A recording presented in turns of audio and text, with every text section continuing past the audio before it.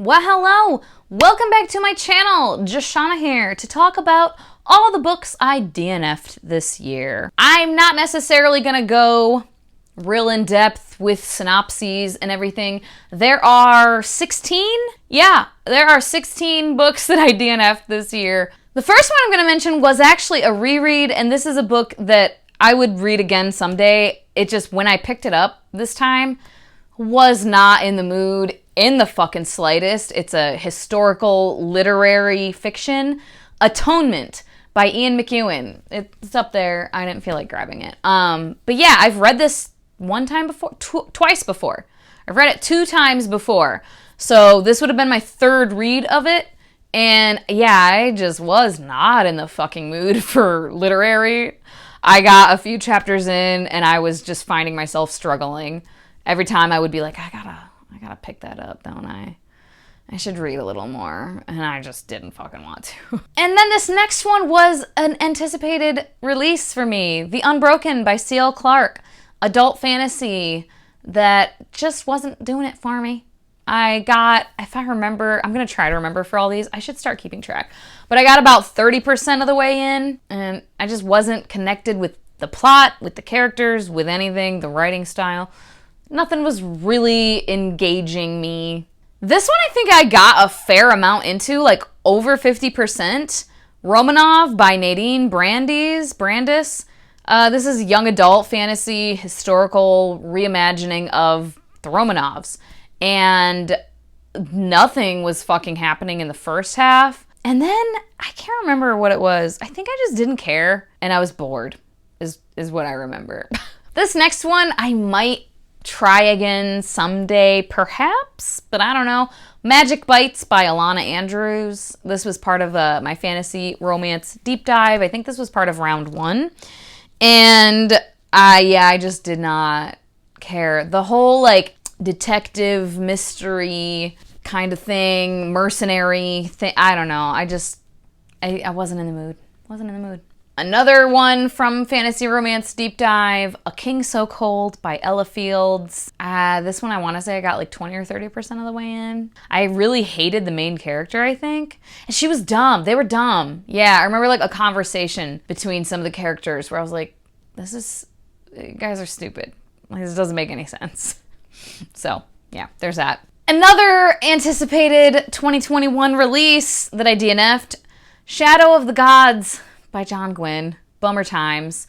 I really loved The Faithful and the Fallen, but this one I got around 30% in, I want to say. I really need to start keeping track of this. And yeah, I just didn't care. The setting wasn't grabbing my interest. None of the characters were really grabbing my interest. I just genuinely didn't. I realized, like, I don't fucking care what happens. So, we're done. Another anticipated release, this one was young adult contemporary fantasy, Flashfire by TJ Klune. This was the sequel to The Extraordinaries, and I had a couple of issues with The Extraordinaries as far as being a little bit of a pro-police propaganda vibes, and I wanted to see what he was going to do with that.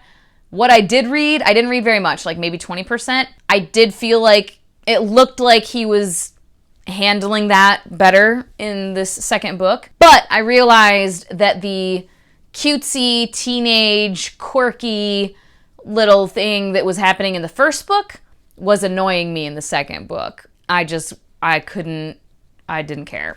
I was like, this is really gonna drive me crazy. So I quit.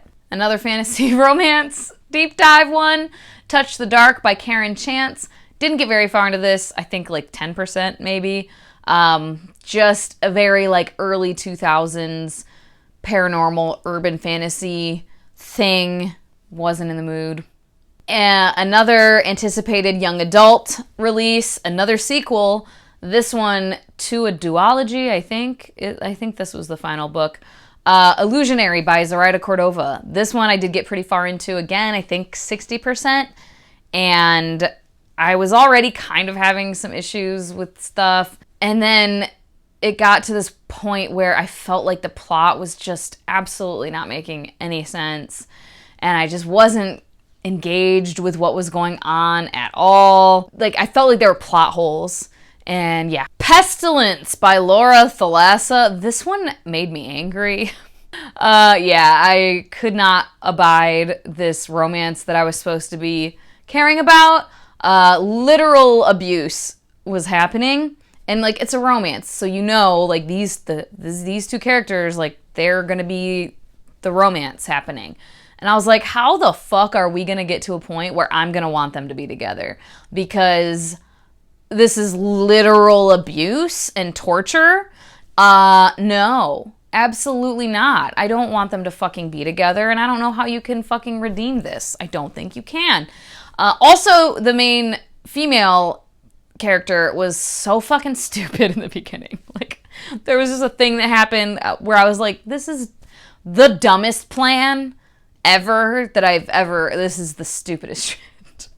But it was that I was kind of like, all right, sure. Well, that was what your plan was. You thought that was going to work. Okay, sure. I was going to get past that. But then like the literal abuse and torture started happening, and I was like, I'm not going to want them to be together. Nope. Chastely Bitten by Lexi C. Foss. Sort of similar. This one's like a dystopian paranormal with vampires, where now vampires run shit and humans are their slaves. And we have a vampire who buys this woman who's like raised to be a vampire sex slave, basically. And, you know, all that's not great. But almost immediately he's like, oh, I'm gonna use her as a spy to like break the system from within, because I think the humans should have equal rights and blah, blah, blah. So I was like, okay, I think we can work with this, right? And he kept talking about like how hot he thought consent was. And I was like, all right, great. But then he would go and like non-consensually just like grab her and kiss her in front of people. When like the very beginning, when she doesn't even know his plan yet, all she knows is like, this dude owns me and I gotta do what he says. And he's like making her be affectionate with him, grab ass in her.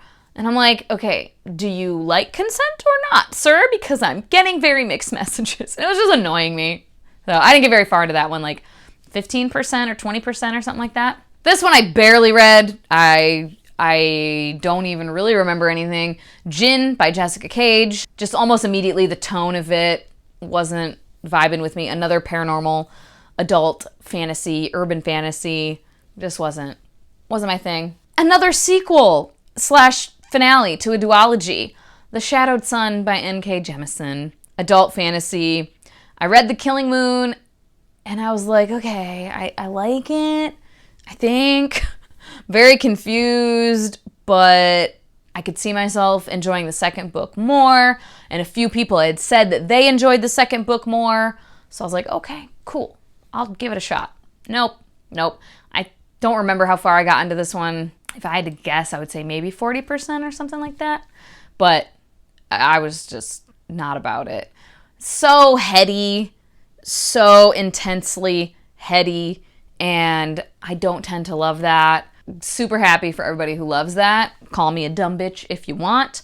I took so many English classes in college with my writing degree, where like just reading this shit that requires all of this like analytical, critical thinking about it all the time. Like sometimes, yes, sometimes I'll be in the mood for that, but a lot of the time I'm not.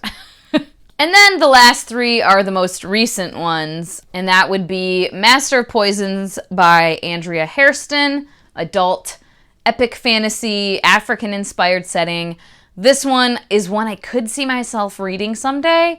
I was just very much not in the mental space for it.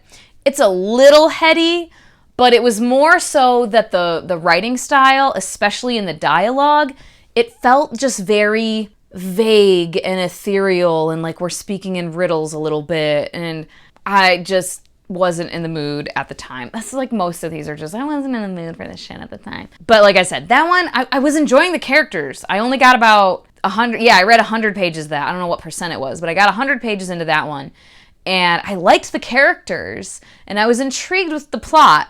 But that writing style, I just was like, no, thank you, not right now. 7 Black Diamonds by Melissa Marr, young adult fantasy, fae, urban fantasy kind of like gangster mob stuff, and like the Fae coming into the human world and crossing over the veil and like being spies, whatever.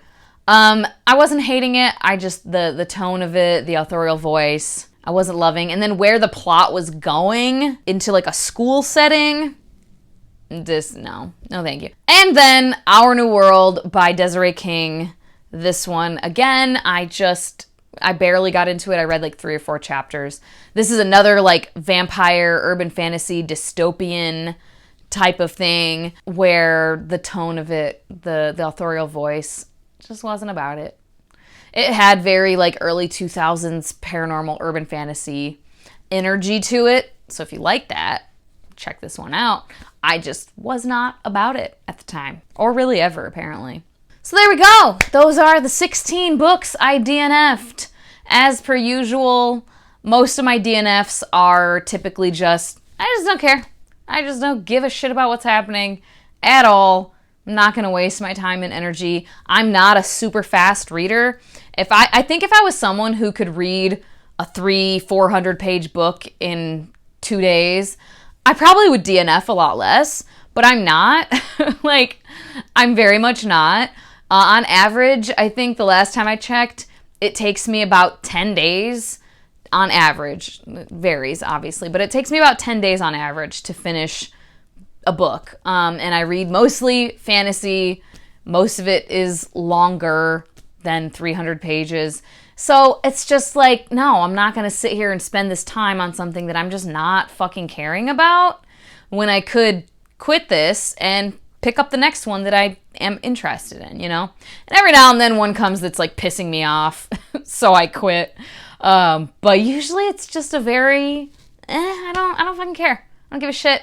And I'm not going to pretend like I do. I'm not going to force myself to continue and then just end up feeling very mediocre about this, you know? Are you a DNFer or not? I am always so intrigued when people like can't DNF, and I'm just like, do it.